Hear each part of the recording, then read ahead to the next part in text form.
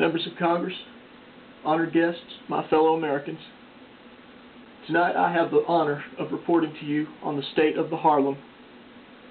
Let me begin by saluting my former intern, Monica Lewinsky. Thank you, Monica, for all you did for me and for your country. You single-handedly relieved so much stress I was under at the time of our activities.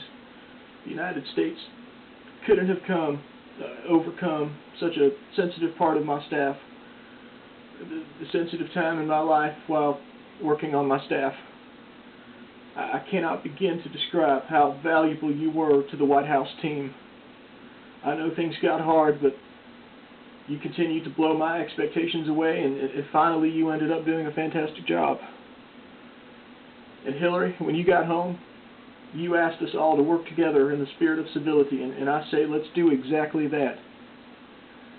Tonight I stand before you to report that America has created the longest penile expansion in our history, with nearly 18 million new hand jobs, boners rising at more than twice the rate of female alcohol consumption, the highest teenage pregnancy rate in history, the smallest number of teenage virgins in 30 years, record numbers of children no longer thinking oral sex is sex, the greatest frequency of interracial breeding, and the most depressed group of young white men ever since 1963. And for the whole time, in 6 years, the budget has not balanced. From a deficit of $290 billion in 1992, we had a surplus of $70 billion in 1999. And even though I said we were on course for budget surpluses for the next 25 years, now that is no longer the case, because the Supreme Court appointed the wrong guy to be president. And I do miss Monica, I really do. I miss her at night when I'm all alone. I miss the White House. And I do have fun in Harlem when Hillary is out there gallivanting around for people's votes.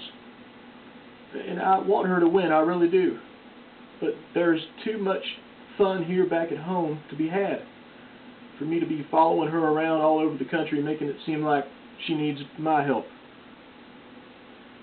And I remember in my campaign where we did the part that said, "I'll eat McDonald's for your vote." When I was jogging for McDonald's, I had no idea what McDonald's was doing for my heart. I had a good heart, and I still think I do, but I'm only going to say this once. I will not eat another McDonald's Quarter Pounder again. Not one single burger from that place, McDonald's. The ingredients in those burgers are false. And in closing, I want to ask each and every one of you to vote for my wife, Hillary Rodham Clinton, as the first female president of your country. Now, I don't know if she'll win, but I do know she'll do a fabulous job for the American people, especially since I'll be calling all the shots from behind the scenes. I'm not saying that I'll be exactly like Karl Rove. I'm just saying that I'm a lot taller and more handsome than he is. And I'll not only be back in the White House eating all that delicious food for at least 4 more years, but I'll have so much more free time to finish all the personal business I set out to do while I was still president. Now, the difference is that whatever I do in my spare time now can only hurt my wife and not me. But maybe that's the way it always was. Well, thank you, America, and God bless you all. Until next time, this is Bill Clinton, signing off.